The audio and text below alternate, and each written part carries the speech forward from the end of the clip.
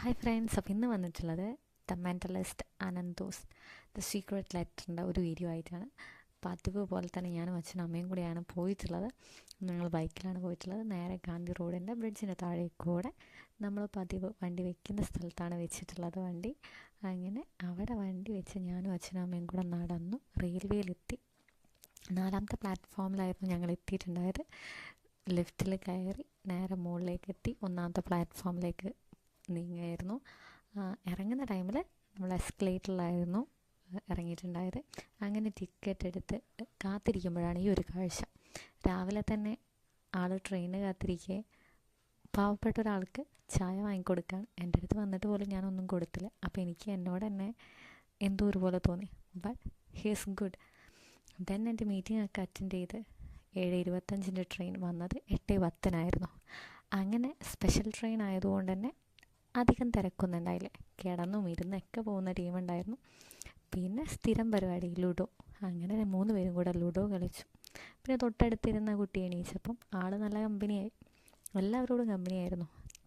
കാരണം കൊല്ലത്തെത്താൻ വേണ്ടിയിട്ട് നമ്മൾ ഒരു 8 മണിക്കൂറെങ്കിലും ട്രെയിനിലിരുന്നിട്ടുണ്ടാവും. ആളെല്ലാവരോടും കമ്പനിയായി. അങ്ങനെ ഞങ്ങൾ 4:35 കൊല്ലത്തെത്തി. അവിടുന്ന് കൊട്ടിയം ബസ് പിടിച്ച് ഞങ്ങൾ മേവര എന്ന് പറയുന്ന സ്ഥലത്തിറങ്ങി. പിന്നെ അവിടുന്ന് ഗൂഗിൾ മാപ്പ് നോക്കിയപ്പോൾ കുറച്ചേ ഉണ്ടായിരുന്നുള്ളൂ. അങ്ങനെ ഞങ്ങൾ നടന്നു പോയി. ഹൈവേയുടെ അവിടെ റോഡ് പണിയും കാര്യങ്ങളൊക്കെ നടക്കുന്നുണ്ടായിരുന്നു. ഒരു 10 മിനിറ്റ് നടന്ന് നീങ്ങി. അവസാനം ഞങ്ങൾ ലാലാസ് കൺവെൻഷൻ സെൻറ്റർ കൊല്ലത്ത് എത്തിയിട്ടുണ്ടായിരുന്നു. ഈ ഒരു പ്രോഗ്രാമിന് വേണ്ടിയിട്ടായിരുന്നു വെയിറ്റ് ചെയ്ത് പോയിക്കൊണ്ടിരുന്നത്.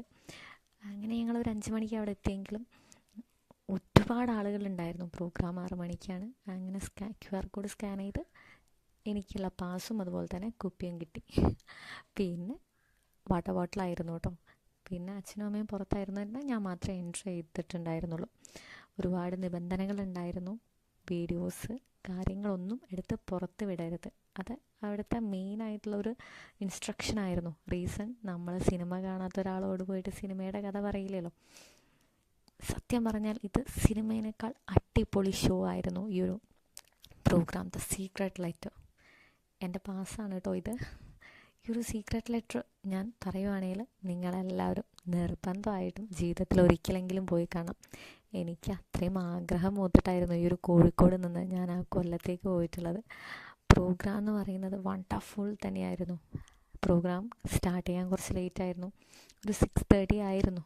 ബിക്കോസ് ഓഫ് സൗണ്ട്സ് ആൻഡ് ലൈറ്റിങ്സിന് കുറച്ച് ഇഷ്യൂസും കാര്യങ്ങളൊക്കെ ഉണ്ടായിരുന്നു. അവസാനം നമ്മുടെ കൗണ്ട് ഡൗൺ സ്റ്റാർട്ട് ചെയ്തു. നമ്മുടെ പ്രോഗ്രാമും സ്റ്റാർട്ട് ചെയ്തു. നമ്മൾ ഫിലിം കാണുന്ന പോലൊന്നല്ല കേട്ടോ.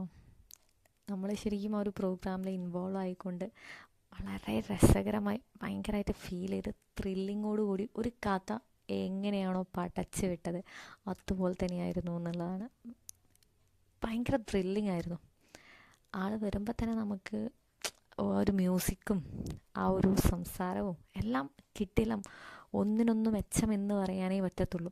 കാരണം നമുക്ക് പറയാൻ ശരിക്കും പറഞ്ഞാൽ വാക്കുകളില്ല. അത് നമ്മൾ കണ്ടിട്ട് ഫീൽ ചെയ്യണം. That was the programme.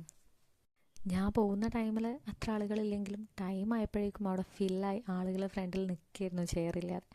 അത്രയ്ക്കും ബിഗ്ഗസ്റ്റ് പ്രോഗ്രാം തന്നെയായിരുന്നു അനന്തോസ് mentalism programme the secret letter.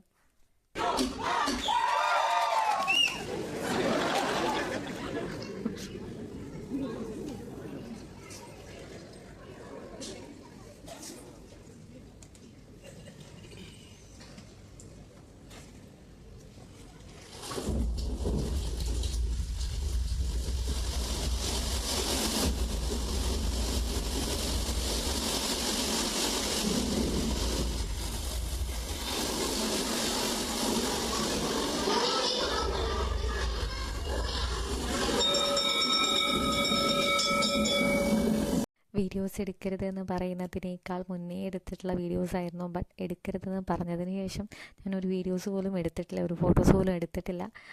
എടുത്തത് ഞാൻ ഇടുന്നു എന്ന് മാത്രമേ ഉള്ളൂ. ഈ ഒരു പ്രോഗ്രാമിൻ്റെ വലിയൊരു സവിശേഷത എന്ന് പറയുന്നത് നമ്മളിതിൽ ഇൻവോൾവ് ആകുന്നു അല്ലേ. നമ്മളൊരു ഫിലിമിന് പോയി കഴിഞ്ഞാൽ നമുക്ക് ഫീൽ ചെയ്യാനേ പറ്റത്തുള്ളൂ. ബട്ട് ഈ ഒരു പ്രോഗ്രാം നമുക്ക് ഫിലിം കാണുന്നത് പോലെ ഫീൽ ചെയ്യാനും അതുപോലെ തന്നെ ത്രില്ല് ചെയ്യാനും അതുപോലെ തന്നെ നന്നായി പേടിക്കാനും അതുപോലെ തന്നെ അത്ഭുതകരമായി നിൽക്കാനും ഭയങ്കരമായിട്ട് ഈ ഒരു പ്രോഗ്രാമിനെ കുറിച്ച് പറയാൻ സത്യം പറഞ്ഞാൽ വാക്കുകളില്ല എന്ന് തന്നെ പറയാം. That's wonderful programme.